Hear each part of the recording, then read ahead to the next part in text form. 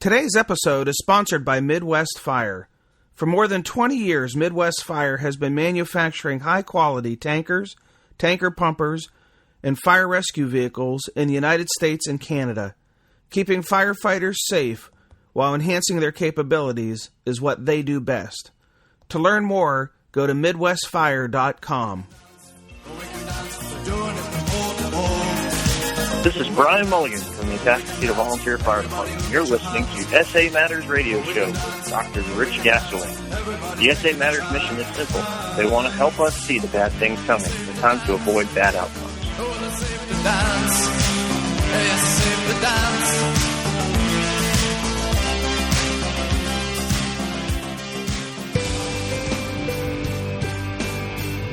Hey everyone, welcome to episode 80 of the Situational Awareness Matters radio show. I'm your host, Rich Gasaway. The purpose of this show is to improve situational awareness and decision making for individuals and teams who work in high-risk, high-consequence environments. The SA Matters mission is simple, to help you see the bad things coming in time to avoid bad outcomes. I'm coming to you today from beautiful Knoxville, Tennessee, where I'm in town to deliver a full-day situational awareness program for the Tennessee Department of Homeland Security. This is the 5th time the Tennessee Department of Homeland Security has hosted an SA Matters Tour Stop event. Thank you to Director Jenny Holden for the confidence in my message.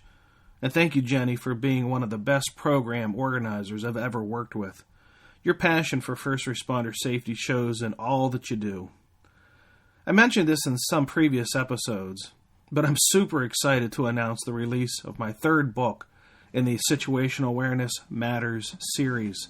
This book contains 30 lessons for improving first responder situational awareness and decision-making under stress. Volume 1 contained 50 lessons, and Volume 2 contained 30 lessons, so between the three, I've shared over 110 lessons on situational awareness and high-risk decision-making. If you're interested in purchasing any of these books, head over to the SAMatters.com website and click on the store link. If you've experienced or witnessed a near miss and would like to have a platform to share your lessons learned with others, please contact me by visiting the SA Matters website and clicking on the Contact Us link on the top of the homepage. Think about this for a moment. The lessons learned from your near miss could save the life of another first responder. That's pretty powerful. If you want to share your experience, contact me. In today's episode, I have the absolute honor of interviewing a near-miss survivor.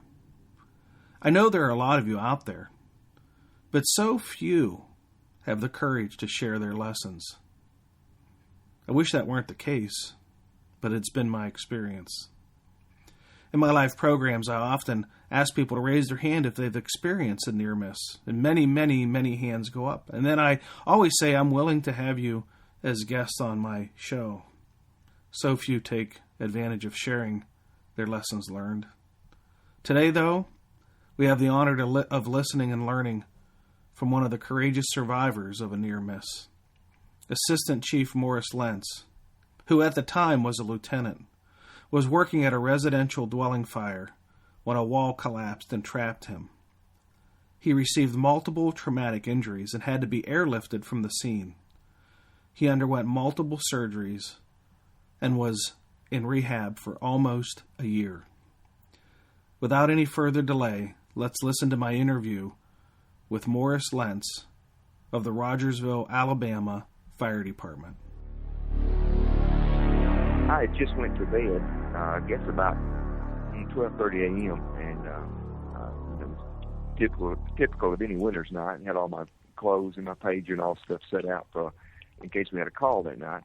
But about 1 a.m., my pager toned out, and got a report of a structure fire. Now, this was assisting a neighboring department, which is about 7 miles from our station. And upon getting the notification by the pager, I got up, got dressed, and I do remember it was rather cold that night. I think it was below freezing, if I'm not mistaken. Radioed my chief. Chief said, "Hey, I made it to the station," and he said, "I'll meet you there." Well, normally in our volunteer department, we send, if it's a structure fire, we send water support to our neighboring department. So we only send one engine or a tanker, and radioed the chief and said, hey, let's meet you at the station. And got there, got the truck cranked, got the air pressure built up, and chief got in with me, and we headed toward the location to assist the Navy Department. And I remember when we were about 2 or 3 miles out, I could see the glow above the horizon of the house, and I told the chief, I said, hey, looks like this is a working structure fire, and looks like we're going to be here for a while. And honestly, I wasn't looking forward to that because it being below freezing and February cold, I knew being the water guy, that's going to be an icy job. Was there just the two of you on the truck? It was. There was okay. 2 of us on the truck, and we had 3 other firemen responding in a personal vehicle. And as a matter of fact, our assistant chief at the time had already arrived on the scene. Now, at that time, I was a lieutenant in the fire department. Currently, I'm the assistant chief now, but at that time, I was a lieutenant. Our firefighters get on the scene and say, yes, it's a working fire. It's a detached garage, and it's fully involved, and the fire has spread to the adjacent house. So get on the road beside the house, and the house is up on a hill, sort of. And this is an odd thing. I tell folks this story, and they don't believe it. And to me, to this moment, I don't understand it. We get to the scene, and there is a car parked in the middle of a major highway running with the keys locked in it, nobody around. So I pull up, and I think, what is this car doing blocking the road that we can't get to the call, and it's running and no one's around? Found out a guy had saw the fire, had got out, left his car in the middle of the road, and ran up to the house and locked his keys in the car. Oh, my. It locked the whole highway down, so there's fire trucks trying to get in, and we can't because this guy has locked his car. So I started thinking about the maybe backdraft. So I got an axe. I was going to break his window. Yeah. I don't know how he got in, but he got into the car and pulled off. That's a side note. To me, that's just the oddest thing. I've never had that happen before. Yeah, that is odd. Yeah, get to the fire, get to the scene, and we're water supply, so I'm sitting on the highway. Normally, I don't, being the water guy, I don't fight any fire. We're going to back up our tankers and offload water into a dump tank and then go get more. And they pretty much had the fire under control by the time we got there. And I was on the road with some other firefighters. We were talking, trying to keep warm, and one of our firefighters asked for a water extinguisher, and I radioed back, and I said, well, we don't have one on the tanker here. He said, well, can you come up here to help? And I said, well, sure. So I told the chief, I said, do you mind if I go up there and help him maybe do some overhaul or maybe a little bit of firefighting? He said, no, go right ahead. So I grabbed my air pack, and I grabbed all my gear. I fully decked out in my turnouts, coat, pants, gloves, hood, helmet, whole 9 yards. But I did not put on my air pack at the time. Walked up the hill, and sure enough, it was a detached garage that the roof had burned down, so it was hollow. But the fire had spread to the adjacent home, and the garage was made out of railroad timbers, which I just thought was just extremely odd. But they did, and those things are pretty heavy, and I don't know if the homeowner got them brand new or if he got them off the railroad track. I don't know, but built the garage out of railroad timbers. Walls and everything. Walls and everything. And he's taken these large spikes, and I want to say they're like, 8 foot long. And, he would put them down the middle of these timbers to secure it. And, just thought that was odd when I pulled up. Didn't, when you go back and you think about stuff, you think, well, that's odd that I saw that as I was walking up. Yeah. Anyway, get there, and the chief says, hey, can you help me in the house that's adjacent to the garage? There's fire has spread up in the attic, and there was an attic access on the outside between the garage and the home. He says, can you help me come up here and look for some extensions? Okay, I said, sure. So I climbed up there with him, and I stood at the window of the attic and shined the flashlight, and he went in, didn't see anything, and he climbed down, and we were standing against that garage that had burned down, and it was burning. There was some guys, spraying some water, trying to get some hot spots and so forth. And Dr. Gasaway, it's just like I'm making a conversation with you, and just in a matter of seconds, and I was in the middle of a conversation with the assistant chief of the Elgin Fire Department, and we were talking, and me and him go to church together, and I think we were talking about, this was going to be a late night fire, and we were going to get in late, and just out of the blue, everything just went black, just automatically went dark, and I thought to myself, did a plane fall and crash me to the ground or what, And for a second, just like I'm talking to you, and then all of a sudden this blackness and you can't breathe. And I thought, what in the world happened? Well, I panicked because I couldn't breathe. And finally, after about 5 seconds, I thought, oh no, that wall has fallen and it has crushed me, and they don't know I'm here.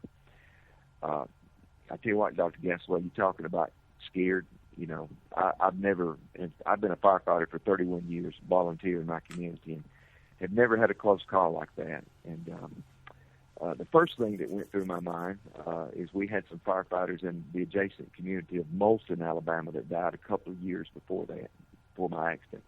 And they passed away the same way. They were in an overhaul situation, and a concrete wall fell. And I remember watching that on TV, and it was real time when it happened.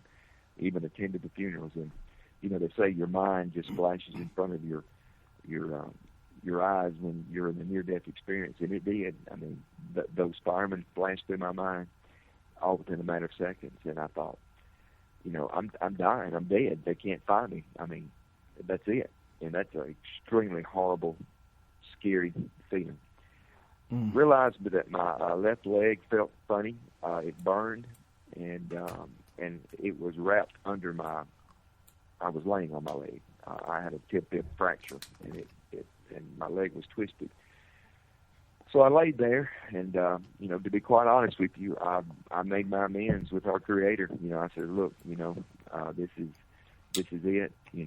Please take care of me. I'm just this is where it all stops. And I closed my eyes, and I had given up because I thought they can't get to me in time. And I heard one of our firefighters talking. I heard just muffled voices, and he said, "I think he's under here. Grab the airbags. Let's get this off of him." And I'm thinking to myself, "No, don't grab the airbags. Get 20 of your guys up here to start picking this wall up. And get it off of me." Hold on. Sure. I want to back up a little bit. So, what you described here of this making your peace, I hear this a lot from the people who've had the near-miss events. I mean, enough. I've heard it enough that when you said it, chills went up my spine. Right. Tell me a little bit more about that. Were you calm, or were you trying to fight your way out, or did you just say, "This is it. This is how it's going to end for me"? Because there's something about this, and I want to understand this more. Sure. Well, I'll be extremely personal with you. My religious conviction is one at the time that I was not as faithful as I should have been, in my church and with my Creator and or with God, and that is one of the first things that went through my mind, along with the firemen that had been killed prior to me. I thought to myself, what is my destination? And to be honest with you, Dr. Gassaway, I knew that my destination was not good because of my unfaithfulness in my church, and that went through my mind just over and over. And I'm thinking, I was praying. I was saying, "Dear God, oh God, please help me." And I kept saying that out loud, and I was just repeating it. "Oh God, please help me. Don't let me die. Don't let me die. Don't let me go to hell. Please save me. Please save me." A lot of people say they make deals with God. They say, "Hey, if you let me get out of this, I'll do better." I didn't make that deal because, number one, I realized that I'm human, and I could never keep that promise. But I was just constantly, over and over, saying, "Oh God, please save me, please help me." And when I say there was a calmness, there wasn't. And when I say calmness, let me go back and change that. There was a sense of fear and just just blackness. You know, a lot of folks say when you have a near-death experience, you see these bright lights and these tunnels. I can assure you there were no bright lights and tunnels. It was just nothing but blackness, darkness, pain, and knowing that your destination probably is not going to be where it needs to be. So that was very terrifying. And finally, you know, like I said, I closed my eyes. I got, you know, I was running out of air. I couldn't breathe, and I thought, well, this is it. And I prayed one last time. I said, help me, you know, just please take care of me. You know, let me go to heaven, and please do that. And then that's when I heard the guys talking. Now, do I think that was a miracle? No, I don't. I mean, I don't think that was coincidental. I just think that, you know, I just think that my time was not my time, you know. And then, you know, I hear those guys, you know, screaming and talking, let's get him out. But when I heard those voices, some hope arose. You know, and I thought, well, they can see me. They're here. You know, just hold on, hold your breath. They're gonna be here. Were you hollering for them? I'm sorry? Were you hollering to them? Yes, I was. I was screaming. Screaming. You know, I said, I'm here. But they couldn't hear me because I realized that if I can barely hear them through the muffles, they can't hear me. But as I heard some movement, all of a sudden I heard the gentleman that I was up in the attic with. I heard him say in a clear voice. He said, "I see him. He's right here. We got him. He's right here." So I thought, how are they seeing me? Well, I could see beside my left hand, my head was turned to the left, and as a matter of fact, my helmet kept the walls from crushing my head. I mean, my helmet was still on, and I reached out with my glove, and I waved to where that light was. And Kenny, he saw my hand, and he said, I see him. And I was just beating the ground over and over. And he said, I see him, he's here, let's get him. Well, then all of a sudden, I felt the wall raise up. And when they raised the wall, it broke in two, and then it fell back down on me. That's when it broke my back. And I thought, man, come on, guys. You know, get this thing off of me, you know. So they got about 10 guys around, and they just started digging, and they picked the wall up. And I can remember hearing the crunch. And I don't know if that was the crunch of my ribs, because it broke every rib in my body, and it, you know, like I said, it broke my back. And I don't know if that was the crunch from the timbers that they were picking up, or if it was my body crunching. But they picked up the timbers, and then I saw a light, and then a guy come up to me, and he said, you know, my nickname's Moose. They said, Moose, you're going to be okay. We're going to take care of you, buddy. And immediately when that wall come up, I kept thanking God. I said, thank you, God. Thank you so much. Thank you. But please don't let me die. Please don't let me die. But I was praying from the time that wall was up to the time I got in the ambulance. Brought the backboard over. I realized that my leg was my tib fracture. My foot was wrapped up under me, under my knee. And it was burning, and it was it was a hot sensation, but I realized I couldn't breathe. And come to find out that when that wall had fell on me the second time, it popped one of my lungs. It popped my right side of my lung, and that's why I couldn't breathe. And put O2 on me.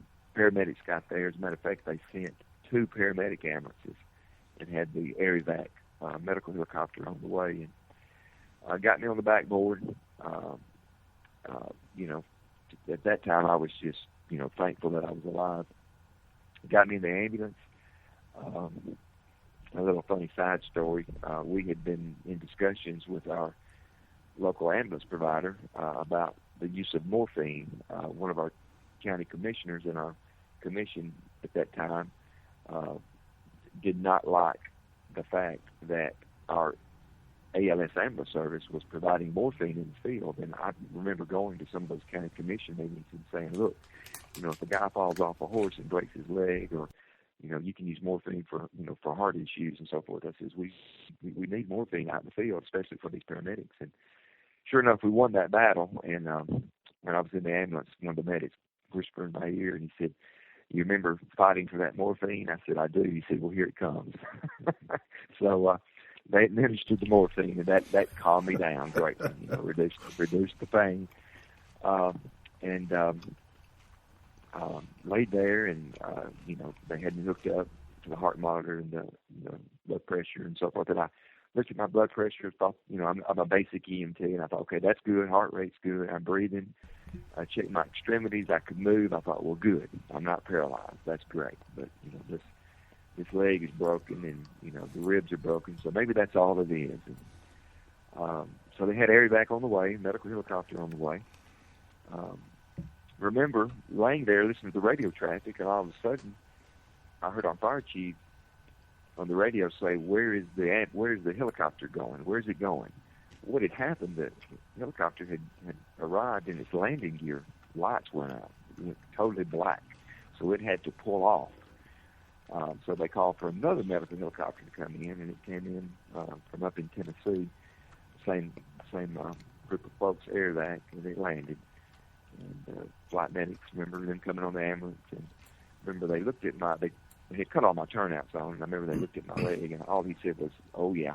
So I thought, well, oh yeah means it's pretty bad. So got me on the medical helicopter. I remember smelling diesel fuel and remember seeing white sheets floating in the wind when they got me on the copter. And remember him giving me something, don't know what it was, but it felt really good. And it was sort of a pleasant ride in the helicopter to the hospital.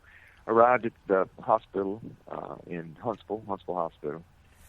I remember going into a stainless steel emergency room. I guess that's where they were doing my surgery. Remember my parents come up. My mom come up to me and said, are you okay? And I lied to her, and I said, yeah, I'm fine. But see what, I was afraid to go to sleep. I thought they were going to put me to sleep, and I'm going to die, So terrified of being put under, but I knew it had to happen. Next thing I remember, I woke up in intensive care at Huntsville Hospital. Woke up, and just remember laying there and thinking, okay, I was in a firefighting accident, I'm alive, that's good. I've got this body cast on me. I've got this leg cast. Okay, I'm good. So they wake me up, get my bearings, and they says, now you've got this little morphine button that you can push, handheld remote that you push if you need pain reliever.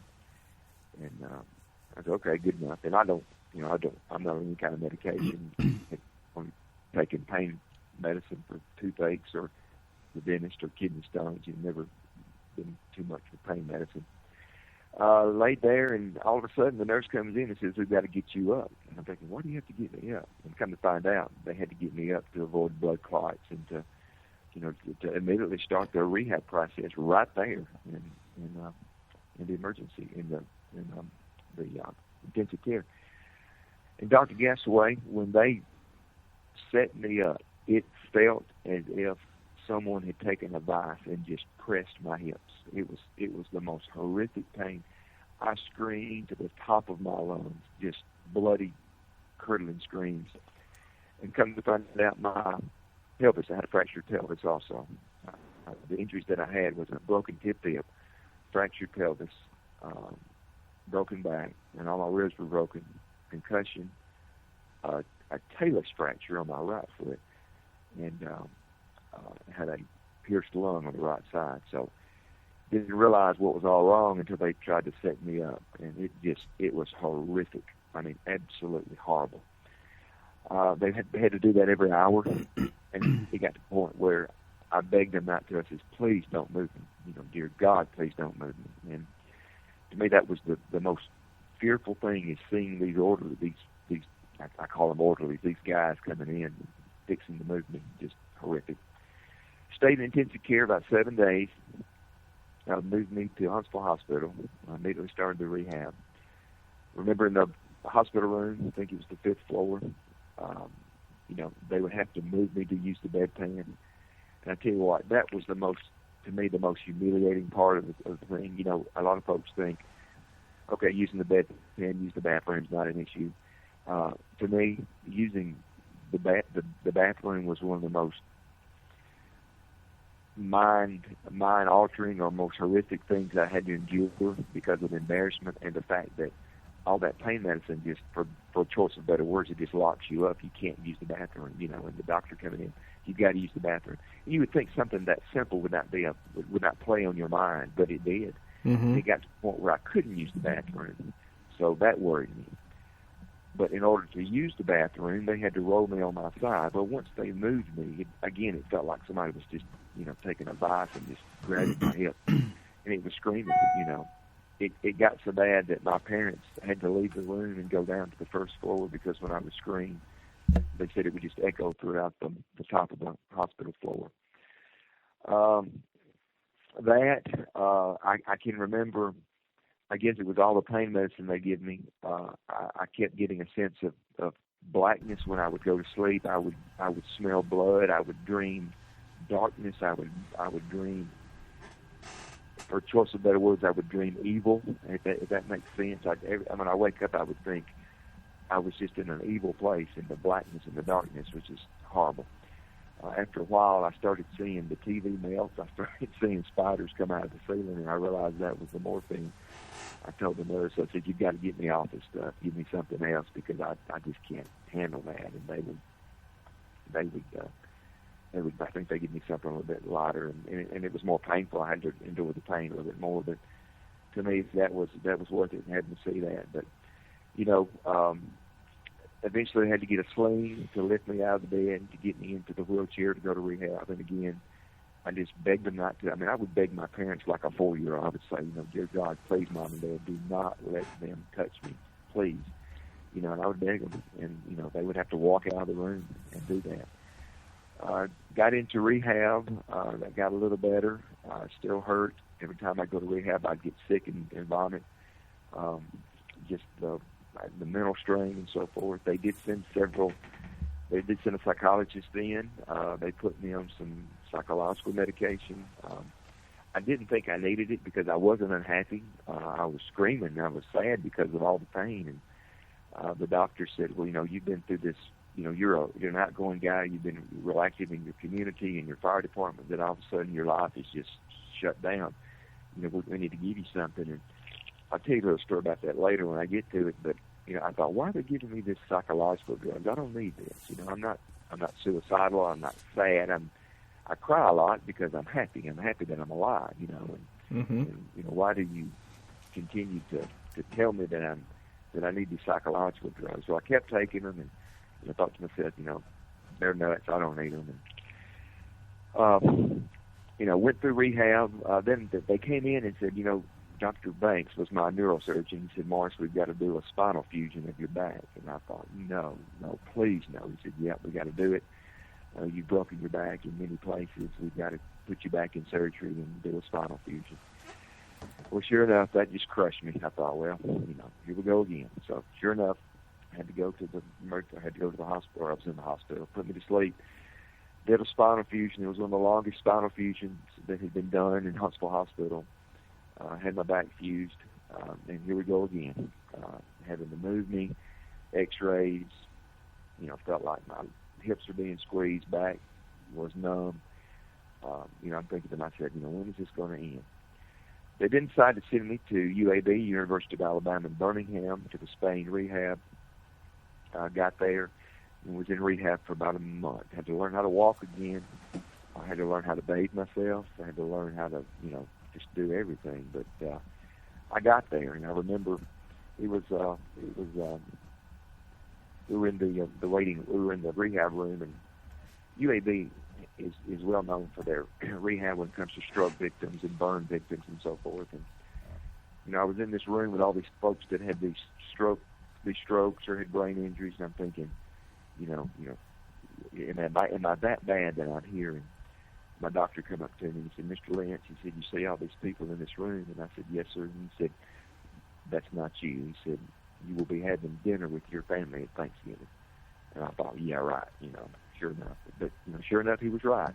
In November, I did have dinner with my family at Thanksgiving. But back to the when I mentioned the psychological, they sent a psychiatrist in at UAB, and he sat down with me, and I would cry, and I would when I talked to him, and finally he asked me, he said, "Are you a religious man?" I said, "Yes, sir, I am." And I said, I feel like I've been given a second chance. And I said, "I'm crying because I'm happy and I'm thankful. And I prayed to God every day that I've been out, that He's helped me and He's delivered me from this." And he said, "Are you crying because you're happy?" And I said, "I am." And he said, and he asked me a few more questions. He closed his book and he said, "We don't need to see you anymore." He said, "You just, you've come to terms with with God, and I think that's why you're happy. I don't think you're sad." And that's the last time I saw him. They immediately took me off the they weaned me off the medication, and that's the last time I saw the psychologist. So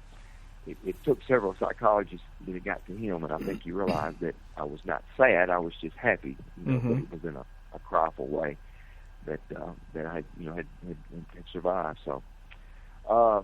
Had that done, or had that, and come time for me to come home, I was excited. They got me at UAB, got me able to move from my chair, from my bed to my wheelchair. Was able to bathe myself in a shower that you could put a wheelchair in. Funny thing, I got to where I got bored and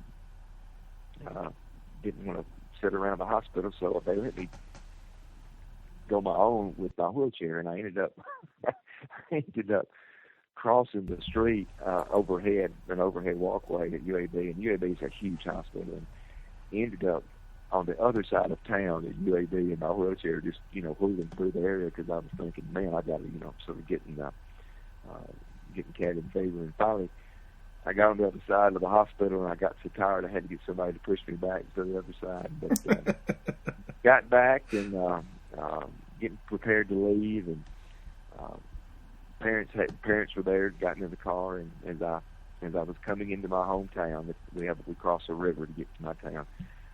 All the fire departments in my county were waiting on me with all their fire trucks, and they give me an escort in to town, and I have a Dalmatian who's also our fire department mascot, and he was waiting at the door with me with a yellow ribbon around his collar, and all the firemen were there. And they were saluting me as I come in, and as they wheeled me into my home, they were all waiting inside my living room, and they hugged me and thanked me for being here. And then after that, I started my in-house rehab, and then I spent about 6 more months traveling to rehab 3 days a week in Huntsville. So after about a year, pretty much recovered, could walk again. Fire chief allowed me to get a new set of gear. So I got a new set of gear. And he said, "You are the pump man from now on." You're on the pump from now on. Got that. I was elected the assistant chief that following year of the department. And so went on some calls, started working the pumps, didn't do any interior firefighting, and I guess about a year after that, we had a house fire. We're volunteer, not many people here in town, and had a house fire, and me and another guy suited up and went in. And I remember putting the air mask on and got a little claustrophobic and had to sort of close my eyes because I guess my mind was reverting back to what happened. I put it on, closed my eyes, got my bearings, said a little prayer, and we went in and put out the fire and come out.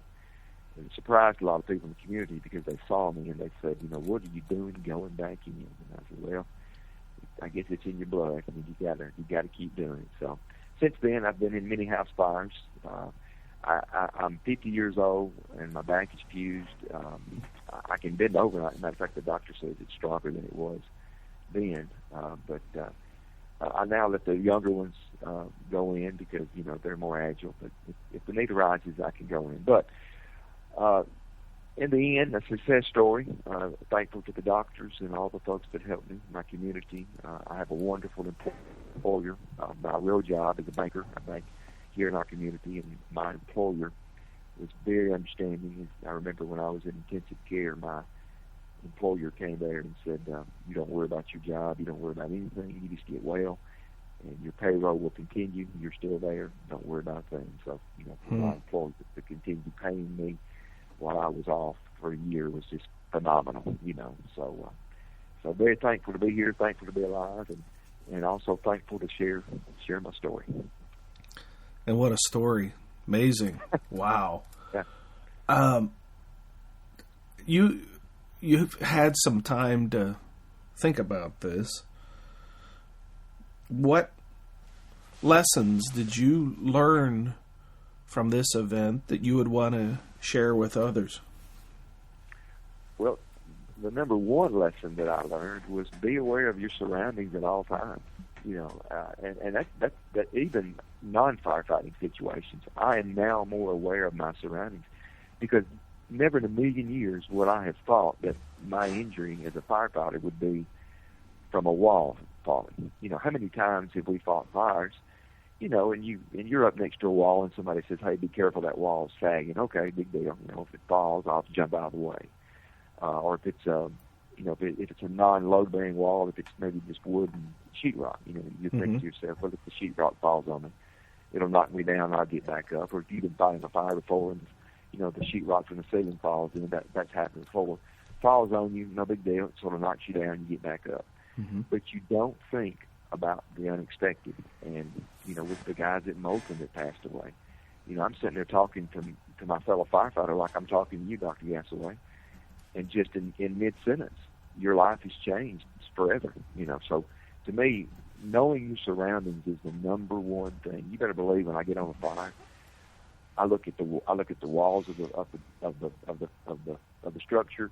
If we're on a wreck, I look at the traffic coming by. You know, how close are these guys to the wreck? You know, do we have the fire trucks parked correctly to shield them if a car decides to come through? You know, things like that. You know, I'm working on a patient. You know, situational awareness in that fact. You know, does he have a gun under his bed that he can reach under and grab it and change my life again? Again, I take nothing for granted, because again, it can change in a heartbeat, and you never know it. You know, I always thought that I would, if I got injured, it would be, I would, you know, being trying to save a baby on the second floor, you know, and I'd jump out, you know, and you know, like the movies and so forth. But it's not like that, you know. From what I've read, and I read these NEOSH reports all the time, firefighter deaths are just small things, unexpected things you don't really train for, and that's what gets you, and that's what got me. But thankfully, I come out on the better end of the deal. Mm-hmm. What advice would you give to other firefighters that might be listening to the show? Well, the first thing I would give you advice was, you know, make sure you're right with your Creator. You know, that's the first thing. You know, I've told guys in my department, I said, you know, being a banker, there's about a 1% chance that you're going to lose your life making somebody a loan or opening an account here at the bank. I said, but being a firefighter, whether it be career or volunteer, you know, once that pager goes off, your rate of survival or non-survival probably jumps up 99%, you know, because of the job. And the thing I would say is, you know, be aware. Just be aware of your surroundings. You know, buckle your seatbelt. Watch for, you know, you may have a safety officer in your fire department, and if that safety officer isn't there, you be the safety officer, because, you know, we're always trained, look out for number one, and that number one is you, you know, and I've always heard that. And I've always thought, well, I can take care of myself. And, you know, another thing that I remember in the hospital, you know, being a firefighter for 31 years, I've taken all the firefighter courses, you know, certified firefighter, certified EMT. I thought to myself, I know it all. You know, nothing can happen to me. I've got all the training. You know, I'm Mr. Firefighter. Boy, did that change, you know. So no matter how much training you have, no matter if you've been in the fire department 100 years, be aware of your surroundings and always keep that training up front in your mind, whether it be, you know, something as simple as, you know, air pack training on a Monday night at your station, or extra house firefighting. Always keep that in your mind, because you just never know. You never know when it'll change. Mm-hmm. Now, when you looked at that garage and saw it was made out of railroad timbers, and by your own statement earlier, and to which I agreed with you, is that's rather odd to see any kind of structure made out of railroad timbers. Is there any advice there? I mean, not necessarily advice as it relates to if you see something made out of railroad timbers, be, especially cautious. But any advice about if you pull up on the scene and you just see odd things that are unusual, that you should, have your guard up right away as to, what is this and how is this different from anything I'm used to? Yeah, that's exactly right. We all assume, that everything is relative. In the fire department, you think of a house fire. Okay, well, it's a stick built house with sheetrock and 2x4s and so forth and so on. But you don't know. I mean, you don't know that Billy Bob hasn't, dug a grease pit in the floor of the garage, Mm-hmm. and all of a sudden you're 5 feet deep into a grease pit. And you've broken your back or broken your leg. I think the thing to keep in mind as a firefighter is expect the unexpected. We get into these tunnel vision, and that's what I had. I had tunnel vision that, hey, I'm the water guy tonight. I'm just going to be the water guy. I'm going to put my gear on, go up there and spray a little bit of water, do a little bit of overhaul, and then I'm getting in the truck and I'm going home. And don't expect everything to go as you expect it, because it's going to go wrong. But also to look out for your fellow firefighter. There was 2 other guys that were trapped under there with me. However, they dug themselves out. So you just I guess the thing that I would pass along is just be aware of the surroundings and be aware that everything is not vanilla in the fire service. Everything is different because, again, you don't know what someone has built. I've never heard of that. Has built a structure out of railroad timbers, but sure enough, they did, and we caught the bad end of it. Now, were the other 2 hurt? They were. One was sent to the hospital. He went by vehicle, but he was released.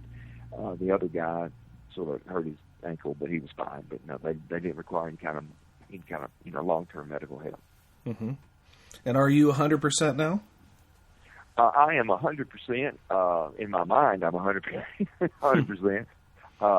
By law, I am now 23% permanently disabled due to my back fusion. And I asked my doctor when they did that analysis. I said, I said, what does that mean?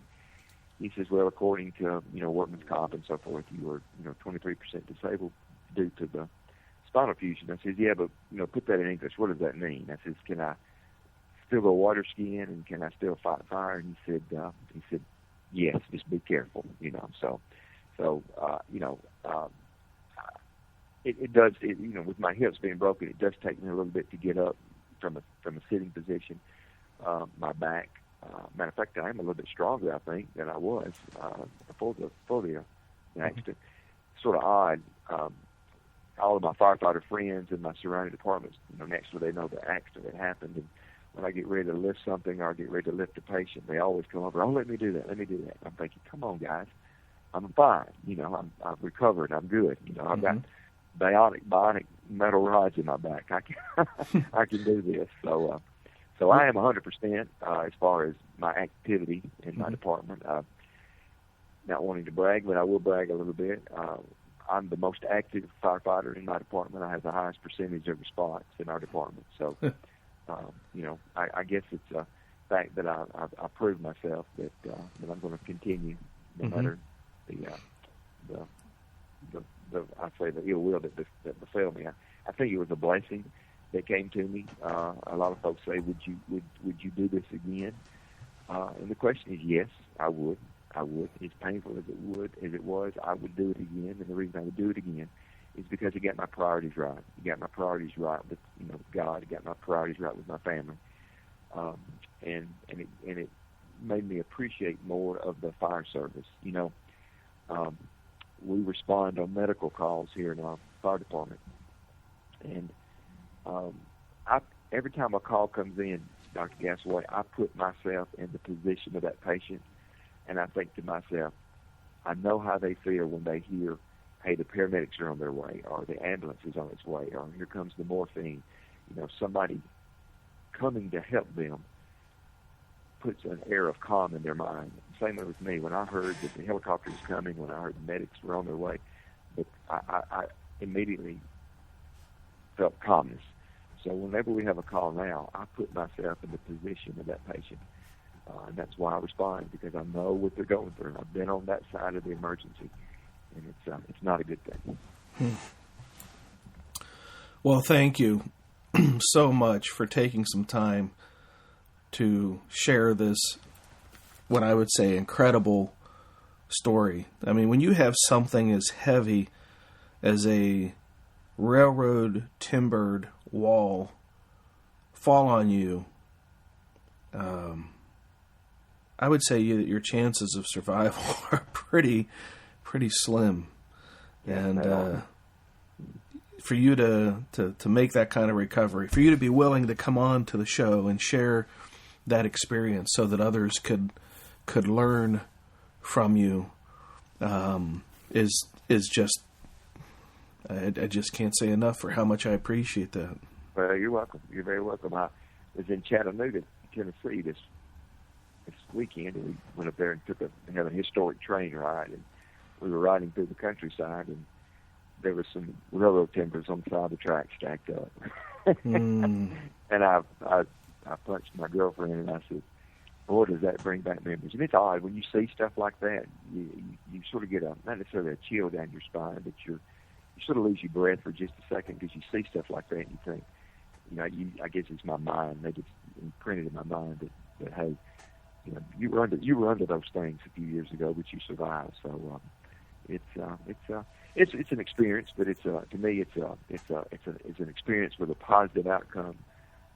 But at the same time, I don't know why I was afforded survival. I still don't understand that. Why did the guys in Moulton 2 years that had the exact same thing that happened to them, why did they not make it, and why did I make it? I don't know. I have no idea. But I'm thankful, and anything I can do to help save another firefighter's life, I'm right there to do it. Well, thank you so much.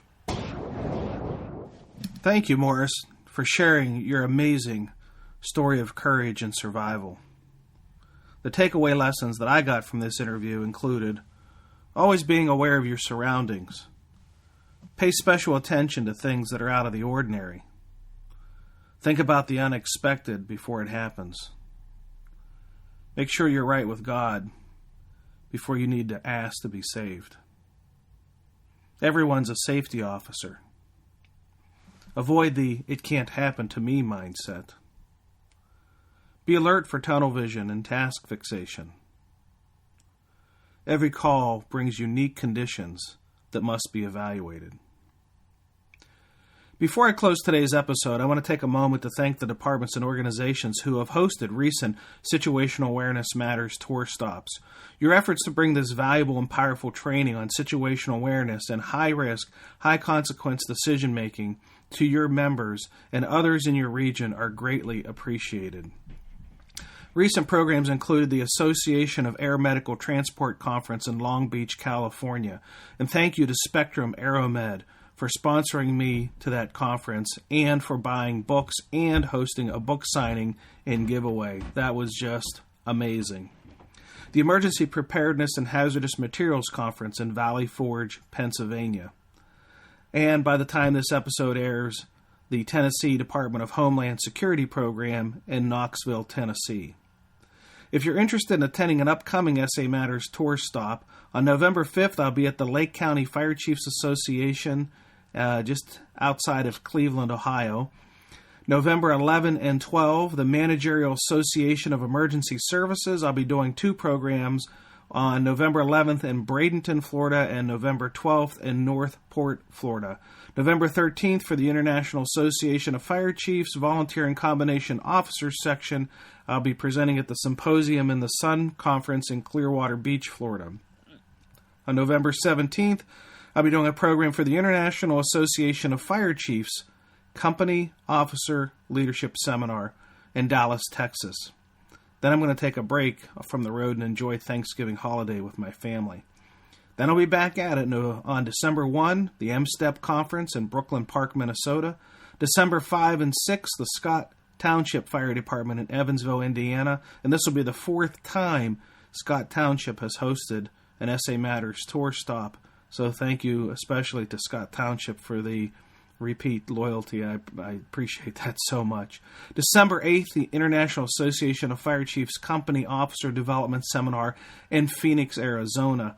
December 14th, the SBM Fire Department in Spring Lake Park, Minnesota. And December 27th, we'll complete the month with a program for the Beaver Falls Fire Department in Beaver Falls, Pennsylvania.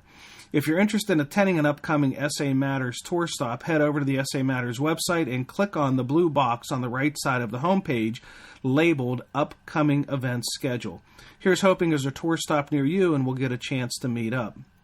If you're interested in hosting a Situational Awareness Matters program in 2016 for your department or association, contact me through the website and we'll get something set up for you.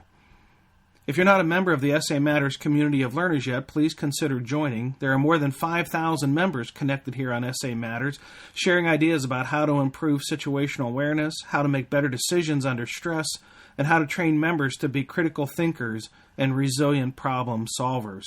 Membership is free, and when you sign up, I'll send you a special report I've created for the new members called 25 Best Practices for Improving First Responder Safety. If you're not a member yet, head over to the SA Matters website and click on the red box on the right side of the homepage that says free membership. So there's 2 boxes on the right side of the homepage there. A blue one for upcoming events and a red one for the free membership. As a reminder, every episode of the SA Matters radio show has a corresponding show notes page on the SAMatters.com website. All the most recent episodes scroll on the homepage, but for the older episodes, you go to SAMatters.com / and then enter the episode number, which is always mentioned at the start of each show. So, for example, if you wanted to access, say, episode 70, you'd open up your internet browser and type www.samatters.com / 70, and that'll take you to the page that contains the link to that episode. The show notes page contains additional information and resources about the episode. And if I have a guest, it might include incident scene pictures, video, audio, and contact information for the guest as well. On the show notes page, you can also ask questions and leave feedback on the episode. If you want to get connected with me on social media, you can follow @RichGasaway or @SAMatters on Twitter. So on Twitter, it's @RichGasaway or @SAMatters. The SA Matters Twitter community has more than 16,000 followers on our mission on Twitter. And thanks for all who are following us there. I enjoy conversing with you through the Twitter sphere. Get connected with me on Periscope by following @RichGasaway, and you'll get notifications of upcoming live video presentations on Periscope. That's a app that's owned by Twitter that allows you to just shoot videos and have interaction with people that can type in questions and stuff. So I'm sending out some content on Periscope, and that's pretty cool. You can also get connected with me on Facebook by joining the SA Matters Facebook private page. To do that, go to facebook.com / groups / SA Matters. Facebook.com / groups / SA Matters. I've got a really good discount running there for the group members now on my new book, 50% off. There's a coupon code inside that private Facebook group. On LinkedIn, you can also search Rich Gasaway and find me there. And thanks to everybody who's connected with me on Facebook and LinkedIn. I really appreciate your support of the mission there. If you like the show, please consider going over to iTunes or Stitcher Radio and subscribing. You can get that on iTunes or Stitcher. Search SA Matters Radio, SA Matters Radio. Please consider leaving me some feedback while you're there. And if you like the show, I'd really appreciate you giving it a 5-star review. Not only will that motivate me, but it'll also help others to find the show. Well, that's it. Episode 80 is complete. Thank you to our guest, near-miss survivor Morris Lentz. Thank you to our sponsor, Midwest Fire. And thank you to all of our live event hosts. And thank you to our listeners for sharing some of your valuable time with me today. I really appreciate your support of the SA Matters mission. Be safe out there. And may the peace of the Lord and strong situational awareness be with you always. You've been listening to the Situational Awareness Matters radio show with Dr. Richard B. Gassaway. If you are interested in learning more about situational awareness, human factors, and decision-making under stress, visit samatters.com. If you are interested in booking Dr. Gassaway for an upcoming event, visit his personal website at richgassaway.com.